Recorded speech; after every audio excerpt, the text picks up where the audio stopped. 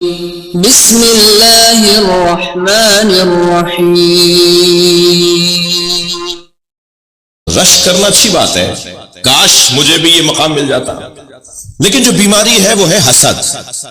دقت چاہوں گا آپ سے، حسد حاسد کو جلا رہی ہوتی ہے یہ بیماری، اور اسے پتہ بھی نہیں چلتا کہ میں آگ میں جل رہا ہوں، اور جب بہت کچھ اس کا بگڑ جائے گا تب شاید اسے اندازہ ہو، اور اس وقت پھر فائدہ نہیں ہوگا اس اندازے کا۔ میں اپنے ان بچوں اور جوانوں سے کہوں گا، خبردار کسی کو ترقی کرتے ہوئے دیکھ کر چھوٹا دل نہ کیا کرو، اپنا دل چھوٹا نہ کیا کرو، بلکہ اگر کوئی ترقی کر رہا ہو تو اللہ کا شکر ادا کرو کہ کوئی تو خوشحال ہوا۔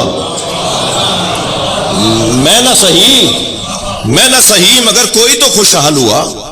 یہ کیا بات ہوئی کہ کسی کو ترقی کرتے ہوئے دیکھ کر دل چھوٹا کرنا اور کٹی کٹی اور جلی جلی باتیں کرنا۔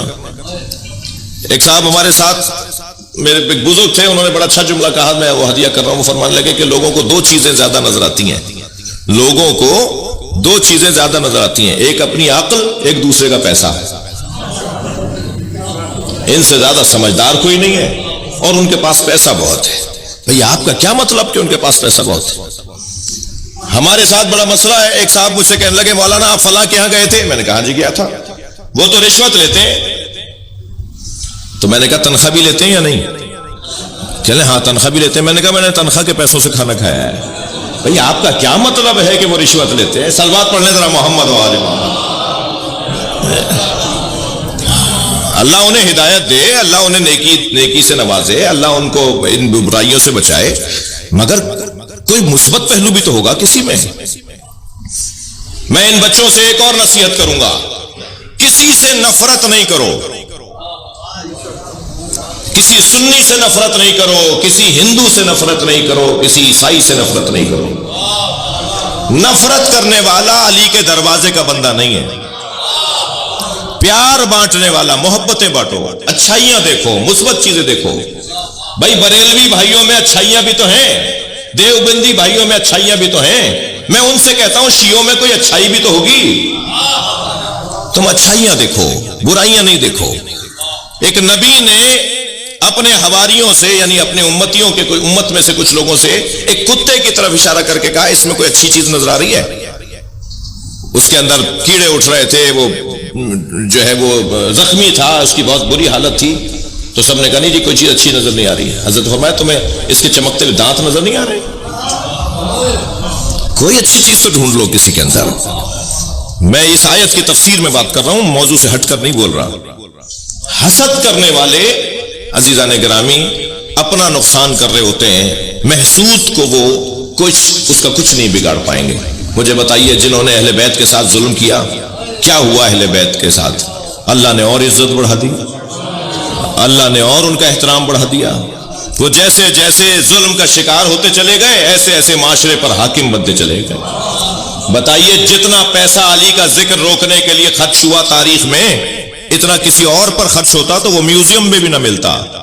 لیکن جتنا آج علی کا احترام ہے معاشرے میں، کسی کا ہے ہی نہیں احترام۔ اور اگر کوئی برابری کرنے کی بات بھی کر رہا ہوتا تو اسی مسلک کا عالم اسے ٹوکتا ہے۔ ان کا احترام اپنی جگہ، مگر علی علی ہے، یعنی خود اسی کو اسی کے مسلک کا عالم کہتا ہے۔ علی کے برابر بات نہیں کرو، ان کا مقام بہت بلند ہے، مگر علی کا مقام علی کا مقام ہے۔ توجہ چاہوں گا، نبی نے ایک سفر میں کسی سے کھجوریں اس نے کھلائی نبی کو۔ سرکار نے کھجوریں کھا کے فرمایا جب مدینے آؤ گے تو میں بھی تمہیں کھجوریں دوں گا۔ سرکار کی رحلت ہو گئی، وہ آ گیا، حضرت ابوبکر کا دور ہے۔ اس نے کہا نبی نے فرمایا تھا مدینے آؤ گے تو کھجوریں دوں گا۔ حضرت ابوبکر نے بے ساختہ کہا علی کو بلاؤ۔ مولا علی تشریف فرما ہوئے، حضرت ابوبکر نے فرمایا علی یہ کھجوریں مانگ رہا ہے، نبی نے اس سے وعدہ کیا تھا کہ مدینے آؤ گے تو کھجوریں کھلاؤں گا۔ مولا علی نے 3 مشت کھجوریں اس کے دامن میں ڈال دی۔ صحابہ اکرام نے پوچھا یا ابوبکر یہ کام تو آپ بھی کر سکتے تھے؟ فرمانے لگے جب میں غار میں نبی کے ساتھ تھا تو ساری رات یا اللہ کی باتیں ہوئی ہیں یا علی کی باتیں ہوئی ہیں۔ ساری رات سرکار نے مجھ سے اللہ کی بات کی ہے یا علی کی بات کی ہے، اور جو علی کی باتیں مجھ سے کی ان میں سے ایک بات نبی نے یہ فرمایا انا کفایا۔ میں نے کیوں کہا علی تم دے دو؟ فرمایا انا کفایا و کفا علی، فی العدل سوا، میرا ہاتھ اور علی کا ہاتھ عدالت میں ایک جیسا ہے.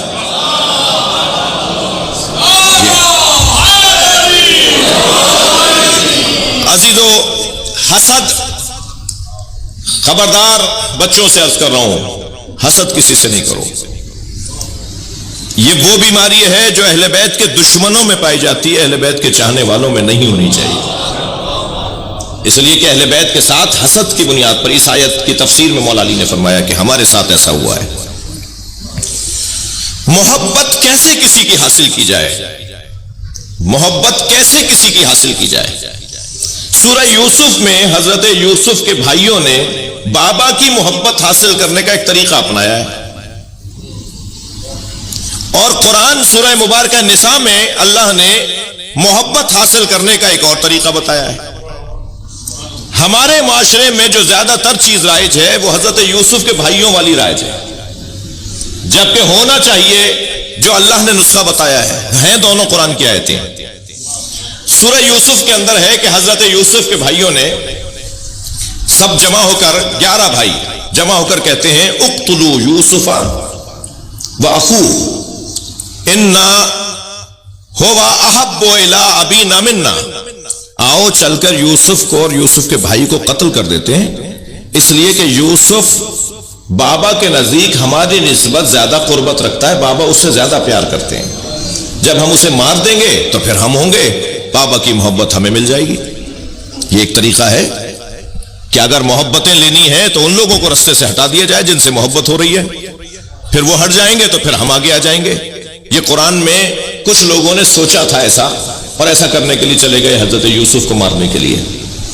یعنی کسی کو ہٹا کر، کسی کی جگہ، کسی کو اس کی جگہ سے ہٹا کر خود بیٹھنے سے اگر کوئی یہ سمجھے کہ میں اسے ہٹا کر خود بیٹھوں گا تو مجھے وہ مقام مل جائے گا، اس کی قرآن نے مذمت کی ہے. تم کسی کو ہٹا کر اس کی جگہ نہیں بیٹھ سکتے. ہر شخص اپنی روٹی مقدر میں لے کر آیا ہے، ہر شخص اپنا مقام اللہ سے لکھوا کر لایا ہے. کوئی کسی کی روٹی نہیں کھاتا، کوئی کسی کی جگہ نہیں جاتا. یہ ایک طریقہ، قرآنی طریقہ قرآن میں بیان ہوا، قرآنی تو نہیں لیکن قرآن میں بیان ہوا ہے. اور ایک طریقہ اللہ نے بیان کیا ہے، اور وہ طریقہ کیا ہے؟ ان الذین آمنوا وعملوا الصالحات. تم ایمان اپنا پکا کرو اور کردار اپنا مضبوط بناؤ. سیجعل لہم الرحمن ودا. تو پھر لوگوں کی محبت ان کے دلوں میں، لوگوں کے دلوں میں تمہاری محبت اللہ ڈالے گا. تم اپنا ایمان مضبوط کرو اور تم اپنا کردار مضبوط کرو. سیجعل لہم الرحمن ودا. اللہ ان کے دلوں میں تمہاری محبت کو ڈالے گا. جب یہ آیت کسی نے مولا کے سامنے تلاوت کر کے پوچھا کہ یہ آیت کس کی شان میں ہے، مولا مسکرائے فرمایا ہم اہل بیت کی شان میں ہے. ہماری محبت لوگوں کے دلوں میں مضبوط کرنے والا اللہ ہے. اور الحمدللہ ہم اس منظر کو دیکھ رہے ہیں. ریبورن اہل بیت کے نام سے ایک سائٹ ہے، جا کر بچے اس کا وزٹ کریں. 600 سے زیادہ غیر مسلم جو مکتب اہل بیت میں آئے ہیں، انہوں نے مولا علی کی محبت کو محور بنایا ہے، علی کے کمالات کو محور بنایا ہے. پچھلے دنوں ایک جوان کہنے لگا جی میں کلمہ پڑھنا چاہتا ہوں علی ولی اللہ تک. میں نے کہا بھائی ہمیں بھرتی نہیں کرنی، میں اپنی بات کر رہا ہوں، وجہ بتاؤ کہ کیوں شیعہ ہو رہے ہو. تو میں نے کہا سچ بتاؤ، ہماری وجہ سے نہیں ہونا، ہمارا حال اچھا نہیں ہے. اہل بیت کے مکتب میں آ رہے ہو، ہماری وجہ سے نہیں آنا، ہمارا حال اچھا نہیں. کیوں آ رہے ہو؟ کہ اللہ نہیں جی میں آپ کی وجہ سے، یعنی آپ کی قوم کی وجہ سے نہیں آ رہا، بلکہ 2 باتوں کی وجہ سے آ رہا ہوں. جملہ بڑا اچھا تھا، وہ ویڈیو بھی اس کی سوشل میڈیا پہ وائرل ہوئی ہوئی ہے. ایک مجلس میں کھڑا ہو گیا تھا، پڑھا لکھا جوان، ایم فل کر رہا تھا کسی شعبے، کسی موضوع میں، اور کہنے لگا جی میں آنا چاہتا ہوں، آپ کی طرح ہونا چاہتا ہوں.